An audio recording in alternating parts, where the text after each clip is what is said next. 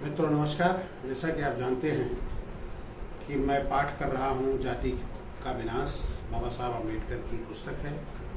और इस पुस्तक में बाबा साहब का वह लेख है जिसको उन्होंने एक सभा में देना था, लेकिन लेख को और बाबा साहब को वह मौका नहीं मिला कि जिसमें इसको पढ़ते हैं। तो कालांतर में फिर उसकी एक पुस्तक उन्होंने बनाई, रिलेशन ऑफ कास्ट। इसका हिंदी रूपांतर आया है और उसका दूसरा बिंदु मैं यहाँ ले रहा हूँ, राजनीतिक सुधार के लिए सामाजिक सुधार क्यों जरूरी है। भारत में समाज सुधार का काम स्वर्गारोहण कम से कम भारत में की तरह अनेक कठिनाइयों से भरा हुआ है। भारत में समाज सुधार के मित्र थोड़े और आलोचक बहुत अधिक हैं। आलोचकों को स्पष्ट रूप से दो वर्गों में विभाजित किया जा सकता है। एक वर्ग राजनीतिक सुधारकों का है और दूसरा समाजवादियों का। एक समय यह माना जाता था कि सामाजिक कार्य कुशलता के बिना सक्रियता के अन्य सभी क्षेत्रों में स्थायी सामाजिक प्रगति असंभव है। कुरीतियों द्वारा की जाने वाली शैतानी के कारण हिंदू समाज में कार्य कुशलता का अभाव है और इन बुराइयों को खत्म करने के लिए अथक प्रयत्न किया जाना चाहिए। इस तथ्य की स्वीकृति के परिणाम स्वरूप ही नेशनल कांग्रेस के जन्म के साथ ही सोशल कॉन्फ्रेंस समाज सुधार सम्मेलन की भी नींव रखी गई। जहां कांग्रेस की चिंता देश की राजनीतिक व्यवस्था के कमजोर पहलुओं को परिभाषित करने की थी, वहीं सोशल कॉन्फ्रेंस हिंदू समाज की सामाजिक व्यवस्था के कमजोर पहलुओं को दूर करने में लगी हुई थी। कुछ समय तक कांग्रेस और कॉन्फ्रेंस दोनों एक ही साझा कर्म के दो डैनों की तरह काम करते रहे और उनका वार्षिक अधिवेशन एक ही पंडाल में होता रहा। लेकिन जल्द ही दोनों डैनों ने दो पार्टियों का रूप ले लिया, पहली राजनीतिक सुधार पार्टी और दूसरी सामाजिक सुधार पार्टी, और दोनों के बीच भयावह विवाद होने लगा। इस तरह दोनों पार्टियां एक दूसरे के विरोधी शिविरों में ढल गई। विवाद का विषय यह था कि क्या सामाजिक सुधार राजनीतिक सुधार के पहले होना चाहिए। 10 साल तक दोनों पक्षों की ताकत बराबर बनी रही और इस लड़ाई में किसी एक पक्ष की जीत नहीं हुई। लेकिन यह साफ दिखाई पड़ता था कि सोशल कॉन्फ्रेंस तेजी से कमजोर हो रही है। सोशल कॉन्फ्रेंस के सत्रों की अध्यक्षता करने वाले महानुभाव शोक प्रकट करने लगे कि अधिकांश शिक्षित हिंदू राजनीतिक सुधार तो चाहते हैं, लेकिन सामाजिक सुधार के प्रति उदासीन हैं। और कांग्रेस के अधिवेशन में आने वाले लोगों की संख्या ज्यादा होती थी तथा जो नहीं आए पर कांग्रेस से जिनका लगाव था उनकी संख्या और भी ज्यादा होती थी, जबकि सोशल कॉन्फ्रेंस में उपस्थित होने वाले लोगों की संख्या बहुत ही कम थी। सोशल कॉन्फ्रेंस के प्रति इस उदासीनता, उसमें उपस्थित होने वालों की संख्या के क्षीण होते जाने का अगला कदम था राजनेताओं का विरोध भाव, जो छिपा नहीं रहता था। जिस उदारता से कांग्रेस सोशल कॉन्फ्रेंस को अपने पंडाल का इस्तेमाल करने देती थी, वह स्वर्गीय तिलक के नेतृत्व में होने वाले प्रयासों के फलस्वरूप वापस ले ली गई और परस्पर शत्रुता की भावना इतनी तीव्र हो गई कि जब सोशल कॉन्फ्रेंस ने अपना पंडाल अलग बनाना चाहा, तब विरोधियों ने उसे जला डालने की धमकी दी। इस तरह थोड़े ही समय में राजनीतिक सुधार का पक्ष लेने वाली पार्टी विजयी हुई और सोशल कॉन्फ्रेंस गायब होते होते विस्मृति का शिकार हो गई। 1892 में इलाहाबाद में आयोजित कांग्रेस के 8वें अधिवेशन के अध्यक्ष के रूप में श्री W.C. बनर्जी का व्याख्यान सोशल कॉन्फ्रेंस के अंतिम संस्कार के मौके पर दिए जाने वाले वक्तव्य की तरह प्रतीत होता है और कांग्रेस के ठेठ नजरिए का इतना सशक्त प्रतिनिधित्व करता है कि मैं उसका निम्नलिखित अंश उद्धृत करने की धृष्टता करता हूं। श्री बनर्जी कहते हैं, कम से कम मैं उन लोगों से सहमत नहीं हूं जो कहते हैं कि जब तक हम अपनी सामाजिक व्यवस्था को सुधार नहीं लेते तब तक हम राजनीतिक सुधार के योग्य नहीं हैं। मुझे इन दोनों के बीच कोई संबंध नहीं दिखाई देता। क्या हम राजनीतिक सुधार के योग्य इसलिए नहीं हैं क्योंकि हमारी विधवाओं का पुनर्विवाह नहीं होता और हमारी लड़कियों की शादी दूसरे देशों की तुलना में कम उम्र में कर दी जाती है, क्योंकि हमारी पत्नियां और पुत्रियां हमारे साथ नहीं, हमारी पत्नियां और पुत्रियां हमारे साथ गाड़ी में बैठकर हमारे मित्रों से मिलने नहीं जाती, और क्योंकि हम अपनी बेटियों को ऑक्सफोर्ड और कैम्ब्रिज में पढ़ने के लिए नहीं भेजते। श्रोताओं द्वारा हर्ष ध्वनि। मैंने राजनीतिक सुधार के पक्ष में श्री बनर्जी का तर्क प्रस्तुत किया है। ऐसे लोग बहुत थे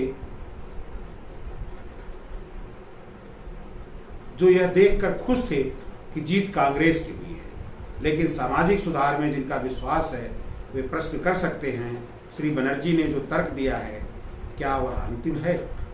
क्या वह साबित करता है कि जिनकी जीत हुई है उनका पक्ष सही था? क्या यह तर्क अंतिम रूप से इस बात को साबित कर देता है कि राजनीतिक सुधार के लिए सामाजिक सुधार की कोई अहमियत नहीं है? यदि मैं मामले का दूसरा पहलू प्रस्तुत करूं तो इससे मामले को समझने में सहायता मिलेगी। मैं अपने तथ्य उस सलूक से ग्रहण करूंगा जो अछूतों के साथ किया जाता है। मराठों के देश में पेशवाओं के शासनकाल में अछूत को उस सड़क पर चलने की अनुमति नहीं थी जिस पर कोई सवर्ण हिंदू चल रहा हो, ताकि उसकी छाया पड़ने से हिंदू अपवित्र न हो जाए। उसके लिए आदेश था कि वह एक चिन्ह या निशानी के तौर पर अपनी कलाई में या गले में काला धागा बांधे रहे, ताकि कोई हिंदू गलती से उसे छू जाने पर अपवित्र न हो जाए। पेशवाओं की राजधानी पूना में अछूत के लिए आदेश था कि वह कमर में झाड़ू बांधकर चले, ताकि वह जिस जमीन पर पैर रखे वह उसके पीछे बधी इस झाड़ू से साफ हो जाए, ताकि उस जमीन पर पैर रखने से कोई हिंदू अपवित्र न हो जाए। पूना में अछूत के लिए जरूरी था कि वह जहां भी जाए अपने गले में मिट्टी की हांडी बांधकर चले, और जब थूकना हो तो उसी में थूके, ताकि जमीन पर पड़ी हुई अछूत की थूक पर अनजाने में किसी हिंदू का पैर पड़ जाने से वह अपवित्र न हो जाए। मैं कुछ हाल की घटनाएं लेता हूं। बलाई जात जो मध्य भारत की एक अस्पृश्य जाति है के लोगों पर हिंदुओं ने जो कहर ढाया है, उसकी चर्चा से मेरी बात साफ हो जाए। आप इसकी एक रिपोर्ट 4 जनवरी 1928 के टाइम्स ऑफ इंडिया में पाएंगे। टाइम्स ऑफ इंडिया के संवाददाता ने रिपोर्ट दी कि इंदौर राज्य के इंदौर जिले के सवर्ण हिंदुओं यानी कालोटों, राजपूतों और ब्राह्मणों, कनारिया, बिचोली, हफ्सी, बिचोली मर्दाना तथा 15 अन्य गांवों के पटेलों और पटवारियों ने अपने अपने गांव के बलाइयों से कहा कि अगर तुम लोग हमारे साथ रहना चाहते हो तो तुम्हें इन नियमों का पालन करना होगा। नंबर 1, बलाई ऐसी पगड़ी नहीं पहनेंगे जिसकी किनारी में सोने का लेस लगा हो। 2, वे रंगीन या फैंसी किनारी वाली धोती नहीं पहनेंगे। 3, अगर किसी हिंदू के घर में मृत्यु हो जाती है तो उसके रिश्तेदारों तक यह खबर पहुंचाने के लिए उन्हें जाना होगा, वे रिश्तेदार चाहे जितनी दूर रहते हों। 4, हिंदुओं के सभी विवाहों में बलाई बारात के आगे आगे और विवाह के दौरान बाजा बजाएंगे। 5, बलाई औरतें सोने या चांदी के गहने नहीं पहनेगी, वे फैंसी गाउन या जैकेट नहीं पहनेगी। 6, बलाई औरतें हिंदू महिलाओं की जचगी प्रसव के समय मौजूद रहेंगी। 7, बलाई मेहनताने की मांग किए बिना सेवाएं प्रदान करेंगे और हिंदू उन्हें खुशी खुशी जो कुछ दे देंगे उसे वे स्वीकार करेंगे। 8, जिन बलाइयों को ये नियम मंजूर नहीं होंगे उन्हें गांव छोड़कर चले जाना होगा। बलाइयों ने इन नियमों को मानने से इनकार कर दिया और हिंदुओं ने उन्हें प्रताड़ित करना शुरू कर दिया। बलाइयों को गांव के कुएं से पानी लेने पर रोक लगा दी गई और उन्हें अपनी मवेशी चराने के लिए ले जाने पर रोक लगा दी गई। बलाई उस जमीन से नहीं गुजर सकते थे जो किसी हिंदू की थी, जिसका मतलब था कि अगर किसी बलाई के खेत के चारों ओर हिंदुओं के खेत हैं तो अपने खेत तक नहीं पहुंच सकता। हिंदुओं ने अपने मवेशी बलाइयों के खेतों में चरने के लिए छोड़ दिए। बलाइयों ने अपने उत्पीड़न के खिलाफ इंदौर के दरबार में याचिकाएं भेजी, लेकिन चूंकि उन्हें समय पर राहत नहीं मिली और उन पर अत्याचार जारी रहा, इसलिए सैकड़ों बलाइयों को अपने स्त्री बच्चों सहित उन गांवों को छोड़कर जहां उनके बाप दादा पीढ़ियों से रहते आए थे, उन्हें धार, देवास, बागली, भोपाल, ग्वालियर और दूसरे निकटवर्ती राज्यों के गांवों में चले जाना पड़ा। इन नई जगहों पर उनके साथ जो कुछ बीता, इसे वर्तमान में हमारे विचार क्षेत्र से बाहर रखा जा सकता है। गुजरात के अंतर्गत कविथा ग्राम की घटना अभी पिछले साल की है। कविथा के हिंदुओं ने अछूतों को हुक्म दिया कि वे अपने बच्चों को गांव के सरकारी स्कूल में पढ़ने के लिए न भेजें।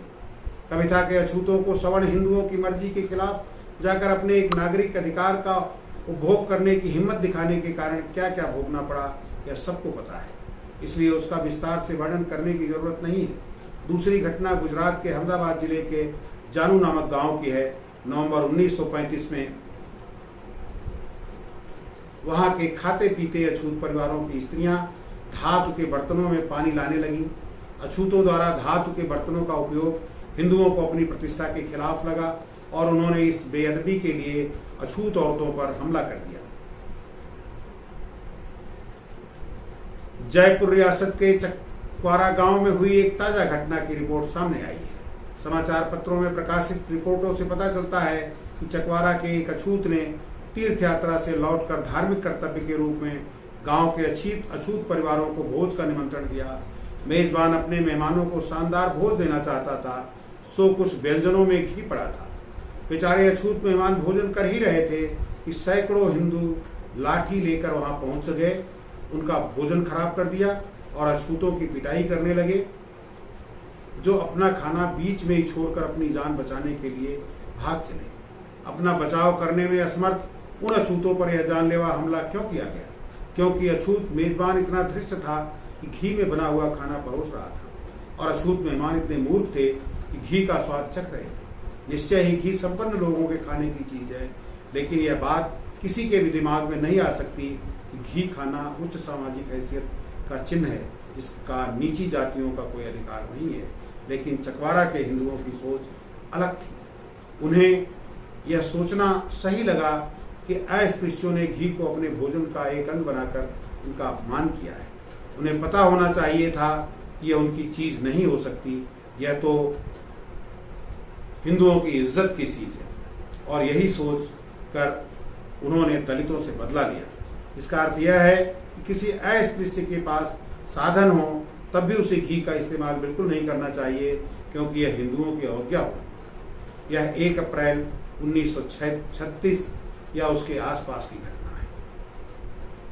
तथ्यों को सामने रखने के बाद अब मैं सामाजिक सुधार के पक्ष में अपनी बात रखूंगा। ऐसा करते समय मैं जहां तक संभव है श्री बनर्जी का अनुकरण करूंगा और राजनीतिक दिमाग वाले हिंदुओं से पूछूंगा, जब आप अपने ही देशवासियों के एक बड़े हिस्से को जैसे अस्पृश्य सरकारी स्कूलों में पढ़ने नहीं देते, तो क्या तब भी आप राजनीतिक सत्ता पाने की योग्यता रखते हैं? जब आप उन्हें सार्वजनिक कुओं से पानी नहीं लेने देते, तो क्या तब भी आप राजनीतिक सत्ता पाने की योग्यता रखते हैं? जब आप उन्हें अपनी इच्छा अनुसार कपड़े या गहने नहीं पहनने देते, क्या तब भी आप राजनीतिक सत्ता पाने की योग्यता रखते हैं? जब आप उन्हें उनकी मर्जी के अनुसार खाना खाने नहीं देते, क्या तब भी आप राजनीतिक सत्ता पाने की योग्यता रखते हैं? तथा जाति प्रथा को समाप्त करना सामाजिक सुधार के अंतर्गत आता है।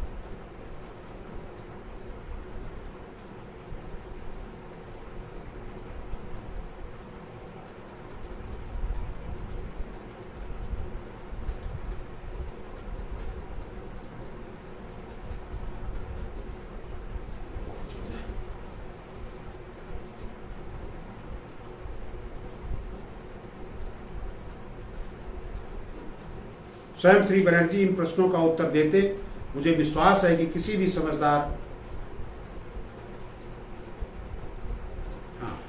मैं बीच में थोड़ा और जोड़ देता हूँ। जब आप उन्हें उनकी मर्जी के अनुसार खाना खाने नहीं देते, क्या तब भी आप राजनीतिक सत्ता पाने की योग्यता रखते हैं? मैं ऐसे सवालों की झड़ी लगा सकता हूँ, पर इतने ही काफ़ी है। स्वयं श्री बनर्जी इन प्रश्नों का उत्तर देते, मुझे विश्वास है कि किसी भी समझदार आदमी में यह हिम्मत नहीं होगी कि वह इन प्रश्नों का उत्तर हाँ कह कर दे। कांग्रेस का हर सदस्य जो मिल के इस सिद्धांत को दोहराता है कि कोई भी देश इसके लिए उपयुक्त नहीं है कि वह किसी अन्य देश पर शासन कर सके, उसे स्वीकार करना होगा कि कोई भी वर्ग इसके लिए उपयुक्त नहीं है कि वह दूसरे वर्ग पर शासन कर सके। फिर ऐसा कैसे हुआ कि सामाजिक सुधार पार्टी युद्ध में पराजित हो गई?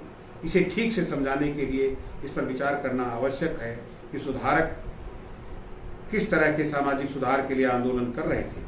इस संदर्भ में सामाजिक सुधार की दो अलग अलग किस्मों और उनके बीच मौजूद फर्क को समझना आवश्यक है। एक है हिंदू परिवार में सुधार और दूसरा है हिंदू समाज के पुनर्गठन और पुनर्रचना द्वारा सामाजिक सुधार, विधवा पुनर्विवाह, बाल विवाह, स्त्री शिक्षा आदि विषय पर पारिवारिक सुधार के अंतर्गत आते हैं तथा जाति प्रथा को समाप्त करना सामाजिक सुधार के अंतर्गत आता है। सोशल कॉन्फ्रेंस एक ऐसी संस्था थी जिसका सरोकार सवर्ण हिंदू परिवारों में सुधार से था। इसमें अधिकतर सवर्ण जातियों के प्रबुद्ध लोग थे। वे जाति को समाप्त करने के लिए आंदोलन करना जरूरी नहीं समझते थे या उनमें इस प्रकार का आंदोलन करने का साहस नहीं था।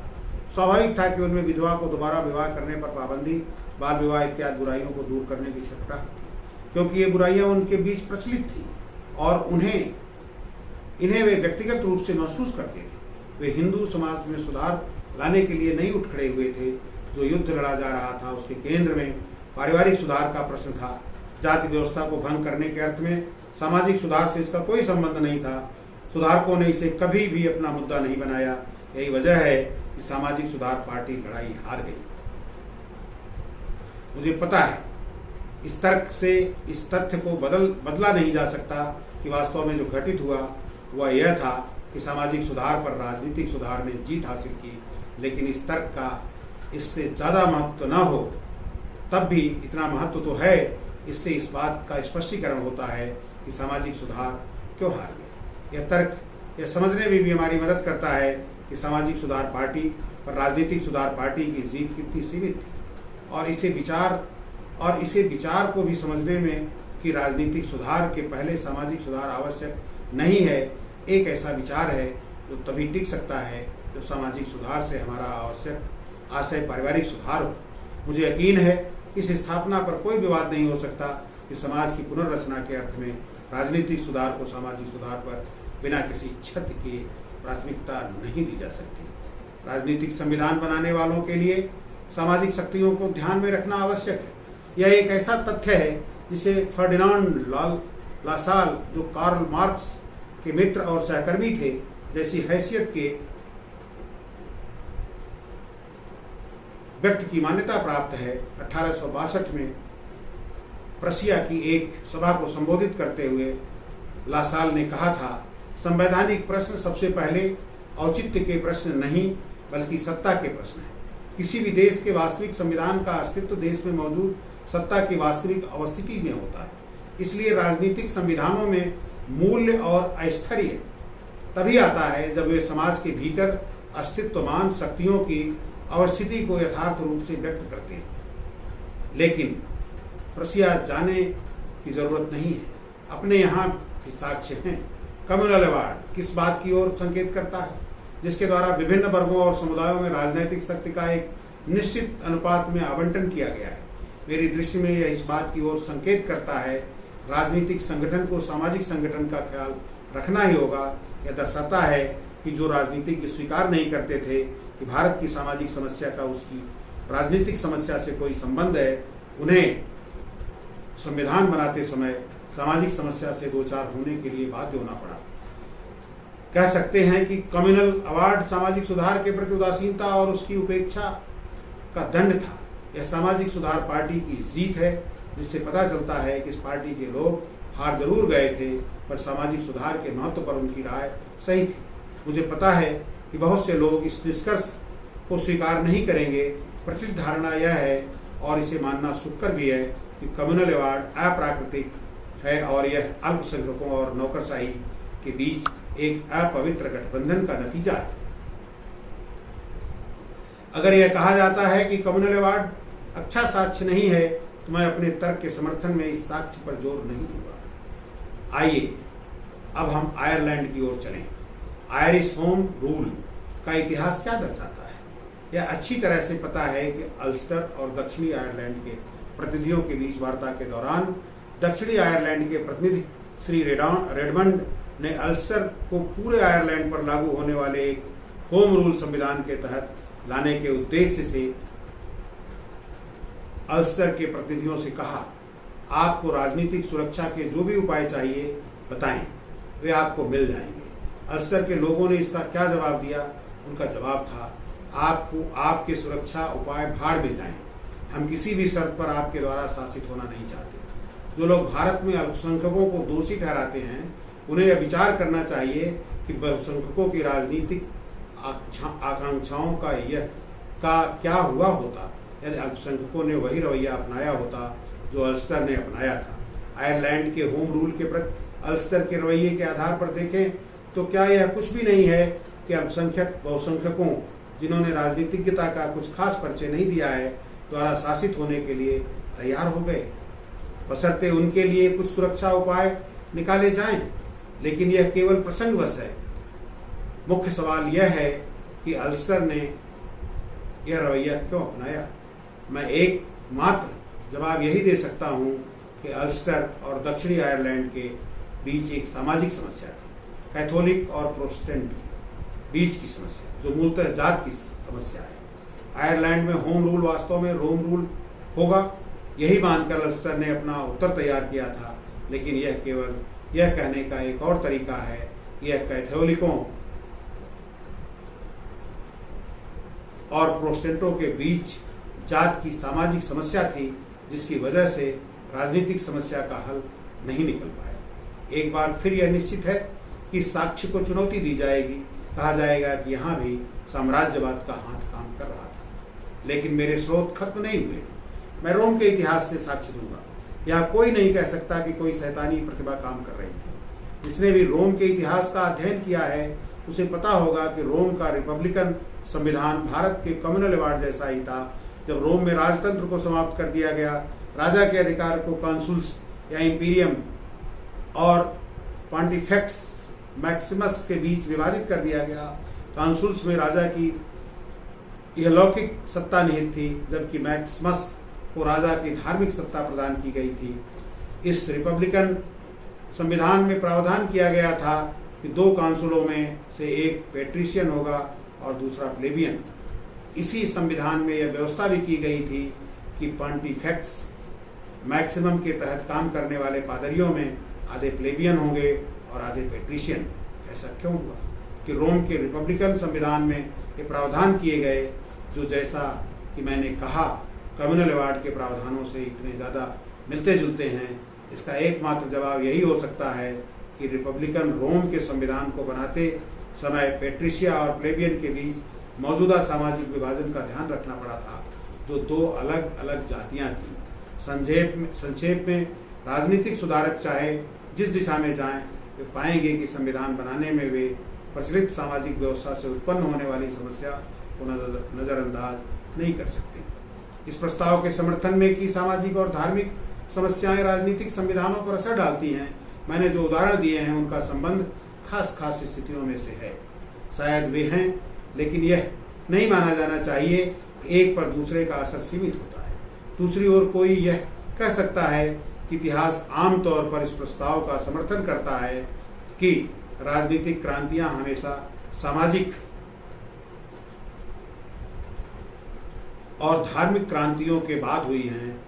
लूथर द्वारा शुरू किया गया धार्मिक सुधार रिफॉर्मेशन यूरोपीय लोगों की राजनीतिक मुक्ति का अग्रदूत था। इंग्लैंड में प्योरिटनिज्म ने राजनीतिक स्वतंत्रता का रास्ता प्रशस्त किया। प्योरिटनिज्म ने नई दुनिया की स्थापना की। यह प्योरिटनिज्म ही था जिसने अमेरिकी स्वतंत्रता का युद्ध जीता था, और प्योरिटनिज्म एक धार्मिक आंदोलन था। मुस्लिम साम्राज्य का सच भी यही है। एक राजनीतिक शक्ति बनने के पहले वे पैगंबर मोहम्मद द्वारा शुरू की गई एक पूर्णतः धार्मिक क्रांति से गुजर चुके थे। भारत का इतिहास भी इसी निष्कर्ष का समर्थन करता है। चंद्रगुप्त की अगुवाई वाली राजनीतिक क्रांति के पहले बुद्ध की धार्मिक और सामाजिक क्रांति हो चुकी थी। शिवाजी की अगुवाई में राजनीतिक क्रांति होने से पहले महाराष्ट्र के संत धार्मिक और सामाजिक सुधार ला चुके थे। गुरु नानक की अगुवाई में धार्मिक और सामाजिक क्रांति के बाद ही सिखों की राजनीतिक क्रांति हुई थी, और अधिक उदाहरण देना अनावश्यक है। वे उदाहरण यह दिखाने के लिए पर्याप्त होंगे कि लोगों के राजनीतिक विस्तार के लिए मन और आत्मा की मुक्त प्रारंभिक आवश्यकता है।